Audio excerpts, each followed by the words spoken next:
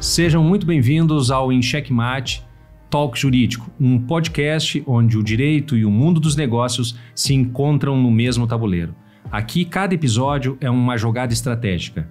Vamos analisar cenários, prever movimentos e colocar grandes temas jurídicos em xeque, com convidados que são verdadeiras peças-chaves do mundo jurídico e do universo corporativo.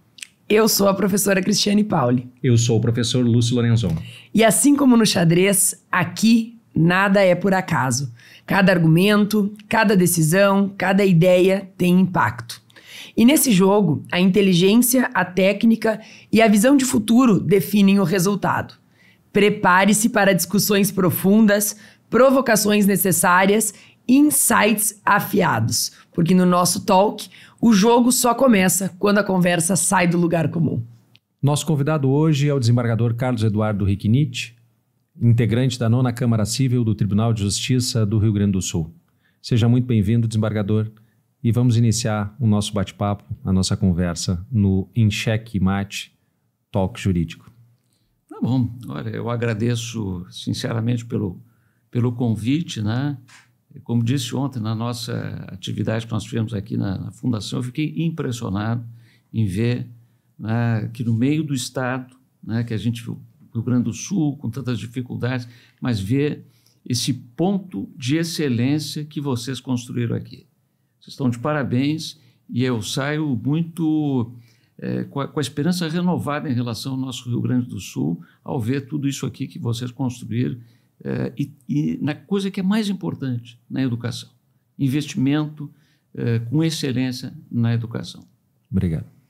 Doutor, para nós é um prazer enorme recebê-lo. Esperamos que seja a primeira vez agora, mas de várias que virão, né? E a primeira curiosidade, doutor, porque assim, a gente tem um tempo curto e uma curiosidade enorme, né?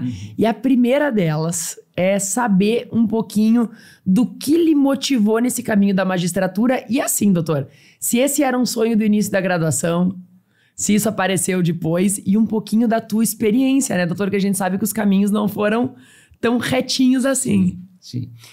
Na verdade, eu posso até ser um exemplo de que as coisas não precisam ser programadas, né? O que a gente precisa fazer, sem pensar, seja o caminho que se vai se tomar, que se tente fazer o melhor possível. Ser bom naquilo que você faz, né? Eu entrei no Direito, na Faculdade de Direito, e desde que me formei, né, eu tinha uma convicção: eu gostava da iniciativa privada, né? Sem as amarras da coisa pública. Nunca quis a função pública, porque por uma questão de personalidade eu sempre gostei de inovar, de fazer o diferente. Quando se está numa função pública, nós estamos limitados por uma série de situações, né? Então, me formei, fui advogar, advoguei por uns 3, 4 anos, estava gostava muito do que fazia, né? Até que um dia, um colega meu me convidou para fazer o concurso para a magistratura. E eu disse, não quero, eu não gosto da coisa pública, né? Ele disse, não, mas vamos fazer. Eu disse, olha, vou fazer para testar conhecimento.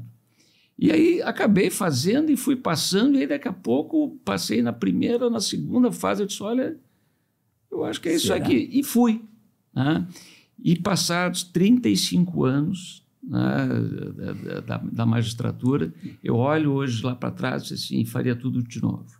E isso é que é mais importante, seja o que você vai fazer como advogado, como promotor, como magistrado, o importante é tentar fazer o melhor, né, que você pode naquela função que você escolheu, né, e chegar, como eu, né, como meus colegas, já quase no final da carreira, olhar para trás e dizer, puxa, faria de novo. Isso é a coisa mais importante, né?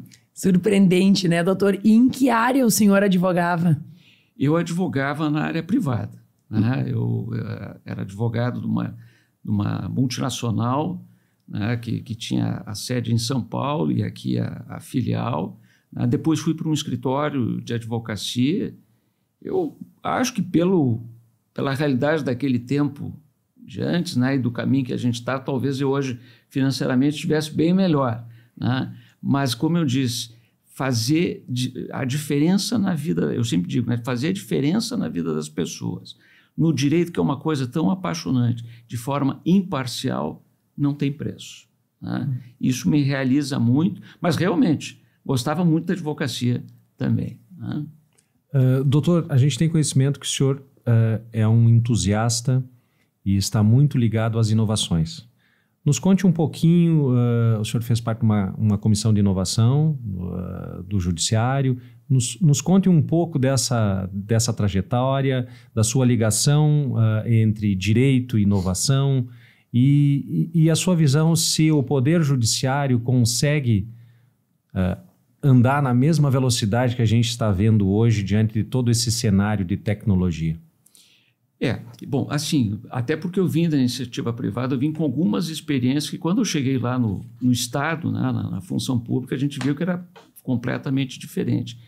E aí, por uma questão de personalidade, de experiência, né, eu comecei a fazer algumas propostas de que a gente podia chegar a resultados melhores de uma maneira diferente que só aquela da função pública, que é normal. Né? E aí fiz algumas proposições, a carreira foi andando, junto com alguns colegas que também gostam de pensar um pouco fora da caixa, né, como se diz, né? Em 2015, né, eu fui um dos proponentes da primeira comissão de inovação do Judiciário Brasileiro, a Inovajus. Né? E ali a gente fez uma série de projetos, né, que fazem até hoje a diferença. Eu cito ontem até foi colocado dentro da nossa petição 10, sentença 10, que a ideia era o seguinte, da gente ser mais conciso, com 4 milhões de processos aqui no Rio Grande do Sul. O grande segredo para todo mundo, para fazer com que o juiz leia o seu processo, né, de forma mais rápida, é você ser conciso. O direito a gente conhece. O fato, encontrar o fato numa petição de 50 folhas é que é o difícil. Então, assim, propostas como essa da Inovajus, depois também trazendo lá o lado humanitário, que é uma grande causa da minha vida, né? O Doar é Legal, de doação de órgãos, nasceu aqui no Rio Grande do Sul. Enfim, eu sempre gostei de fazer o diferente. E se faz isso, eu tenho lá na 9ª Câmara, que é a responsabilidade civil, também a inovação na judicatura, nas decisões. A gente tentar pensar, ver esse mundo que está aí diferente, e tentar algumas soluções para os processos que a gente tem, não só repetindo aquilo que todo mundo faz, mas tentando ter uma visão um pouco diferente. Doutor, perfeito. E sobre as novas tecnologias e essas questões que impactam hoje todas as áreas da vida, é óbvio que no Poder Judiciário isso não é diferente, né? Nós, na docência, nós estamos reparando muito, e muitos dos que nos ouvem são nossos alunos. E nós reparamos muito nessa mudança tecnológica que está acontecendo, não é que aconteceu, né? Todo santo dia ela vem sendo reinventada. Hoje nós percebemos, por exemplo, a utilização do tempo de uma forma comprometedora para os estudos em razão do uso que se faz com esse celular o tempo todo na nossa mão, essa forma de ver hoje o que acontece no mundo de uma forma tão instantânea e que faz com que nós muitas vezes tenhamos argumentos vindos de notícias que nem sempre estão comprometidas com a verdade. No Poder Judiciário, doutor, quando o senhor está lá na sua cadeira e o senhor está recebendo aquela gama de manifestações, o senhor hoje percebe essa hiperestimulação e essa falta de aprofundamento das teses jurídicas, das situações que aparecem para que vocês julguem, doutor? Isso é muito visível para vocês também? Ou como é que está essa situação hoje no Poder Judiciário? Olha, eu costumo dizer que nós todos somos testemunhas da história de uma revolução, né? A 4ª fase da Revolução Industrial, que para mim é a mais impactante de todas, a mais disruptiva, que é essa da era digital, é um grande desafio para todos nós. Uhum. Né? Os que estão começando, né? Os estudantes, os que estão na fase da graduação, até para nós, né? Que estamos lá na ponta no que diz respeito à magistratura. É um grande desafio, né? O que vem disso tudo, se adaptar a toda essa situação, é bem difícil, bem complicado. Quanto a, por exemplo, a IA, né, que hoje é o grande debate, eu, pessoalmente, né, eu vejo uma janela imensa de oportunidades, né, e também de um grande desafio em relação ao que vai dar nisso aí. Porque a IA vem para facilitar em muitas coisas, mas é uma ameaça também a várias atividades que a gente que estão começando, seja para a advocacia, seja para quem está na magistratura. Por quê? Porque assim como facilita, pode ser uma grande ameaça no que diz respeito que quanto maior for a acurácia da máquina, e nós estamos só no início desse processo todo, quanto maior for a acurácia, maior vai ser a tentação de se encontrar respostas pela máquina de questões complexas e que nós precisamos cada vez mais de um juiz, e quanto mais humano, melhor, né? Mas a grande verdade, né, é de que quanto maior for essa resposta, vai ser tentador se buscar na máquina a solução para os nossos litígios, né? Então, o advogado vai ter essa facilidade, mas isso o mercado, quanto que vai ser atingido isso, né, em relação a essa situação? Da mesma forma, em relação à magistratura, né? Eu, por exemplo, tenho eu costumo dizer, que eu gostaria de oferecer para a magistratura, dentro da minha experiência, né, o que eu chamo da revolução da efetividade, né? Eu acho que nós temos juízes, a estrutura judicial, ela é muito importante, mas ela é pouco efetiva. Nós levamos, às vezes, 10, 15 anos para dar solução para processos extremamente complexos.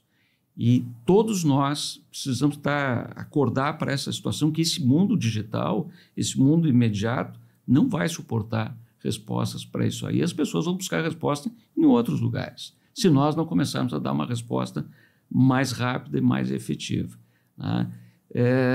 E a IA, talvez, lá pelas tantas, né, de uma forma com menos custo, mais rápida, e aí que eu digo, né, conforme a acurácia da máquina, talvez até com mais precisão do que nós, venha a substituir, e não sei se isso vai ser a melhor coisa, né? Porque para processos repetidos, ok, a IA, a automação, resolve grande parte dos problemas, mas aqueles processos complexos envolvendo litígios humanos, né, você precisa de um olhar humano de quem vivenciou, estudou para aquela situação, e que, principalmente, a resposta, certa ou errada, que o humano deu, você sabe de onde vem, que não acontece com os algoritmos, né?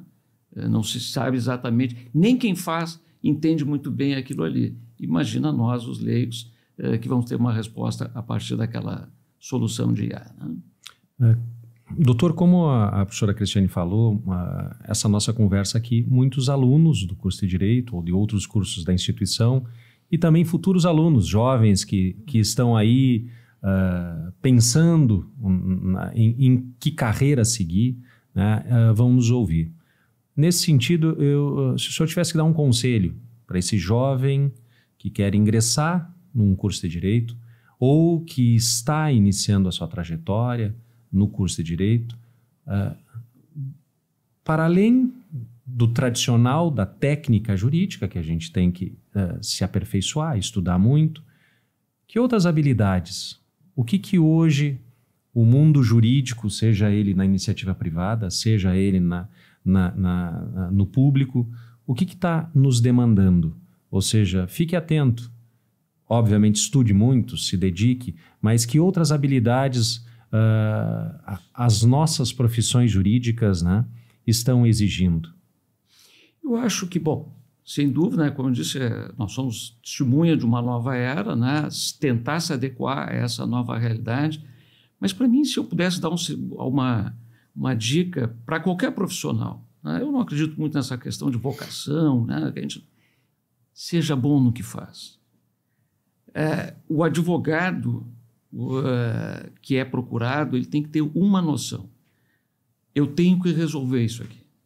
O problema do meu cliente, ele é meu problema e eu tenho que dar uma solução para isso.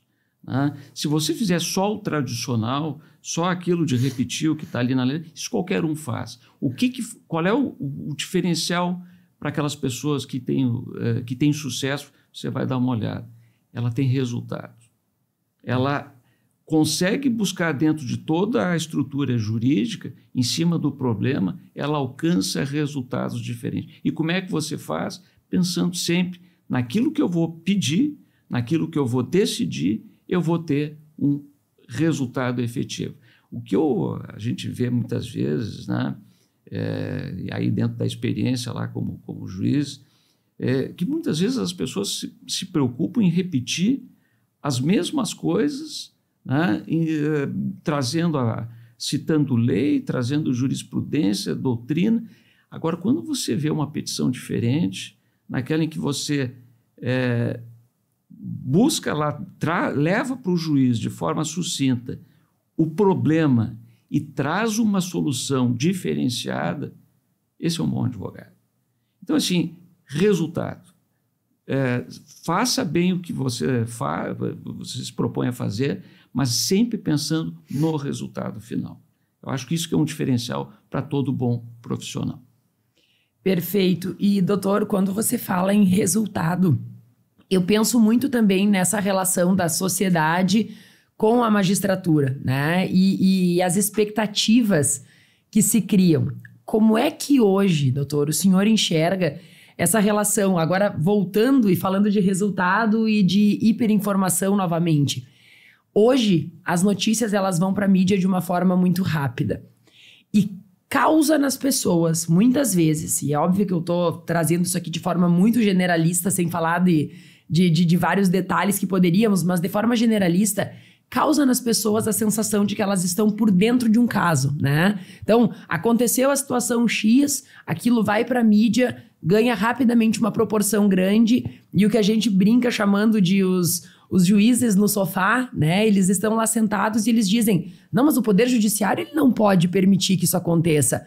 A resposta do Poder Judiciário ela vai ter que ser rápida e ela vai ter que ser assim, porque essa hiperinformação, ela cria nas pessoas uma sensação de que elas estão apropriadas do caso como um todo e de que automaticamente a magistratura, do lado de lá, ela vai ter que dar uma resposta rápida, porque a resposta é óbvia, né?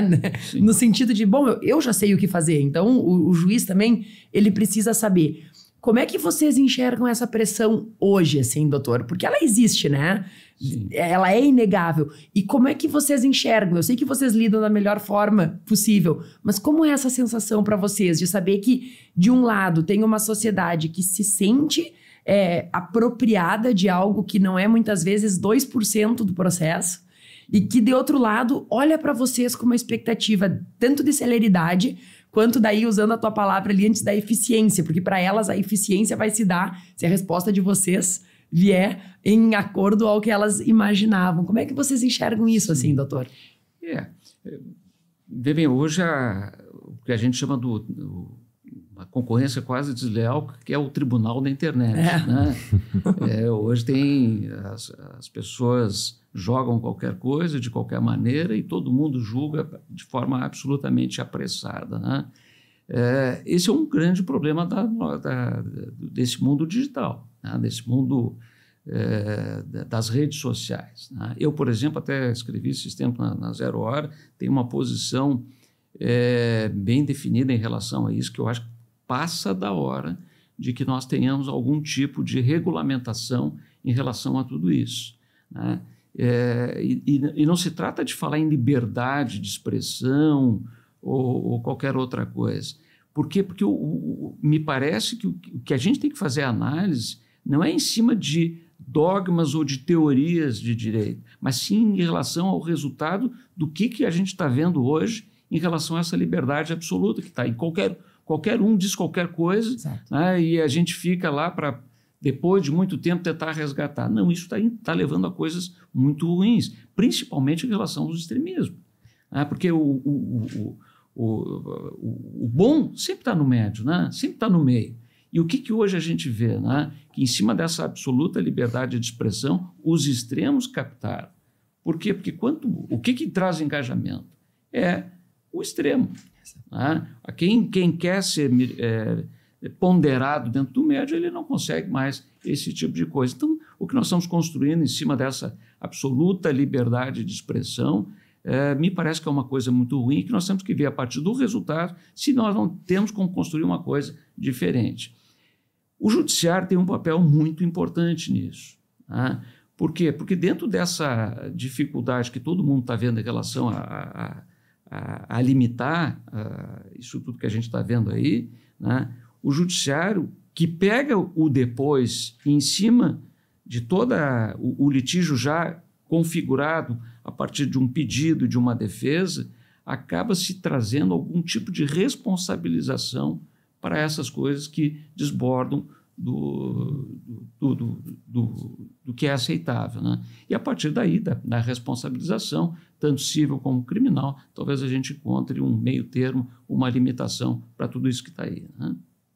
Doutor, antes da gente passar para a nossa parte final da conversa, em algum momento da sua carreira existiu alguma decisão sua que lhe impactou ou que, digamos assim, redefiniu o seu rumo profissional, pessoal,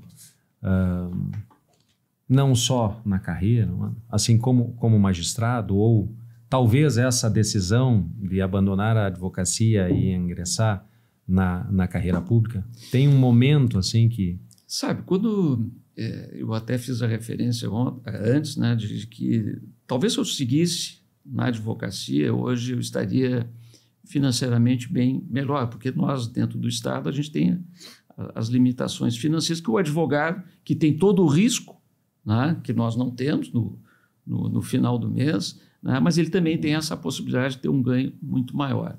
Mas qual é o meu grande ganho, né, de vida?